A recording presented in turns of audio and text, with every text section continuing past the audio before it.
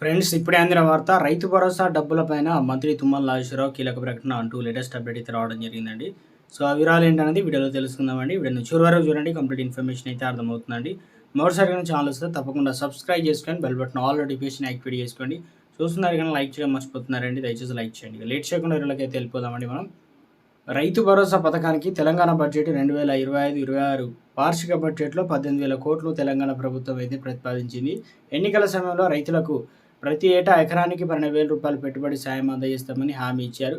ఈ హామీలో భాగంగా రైతు భరోసా కింద రైతులకు ఆర్థిక సాయం చేయనున్నారు. 2025 జనవరి 26న తెలంగాణ రైతు భరోసా పథకాన్ని ప్రభుత్వం చేపట్టనుంది. బీఆర్ఎస్లో అధికారంలో ఉన్న సమయంలో వ్యవసాయ భూములకు రైతు బంధు పథకం కింద ఆర్థిక సాయం చేశారు. వ్యవసాయం చేసినటువంటి చేయకపోయినా ఈ స్కీమ్ అయితే కింద నిధులు అందించారు. అయితే కాంగ్రెస్ ప్రభుత్వం మాత్రం ఈ విషయంలో కీలక నిర్ణయం తీసుకుంది. సాగు యోగ్యమైన భూములకు రైతు భరోసా అందించాలని నిర్ణయం తీసుకున్నట్లు అయితే క్షేత్రస్థాయిలో సర్వే నిర్వహించారు.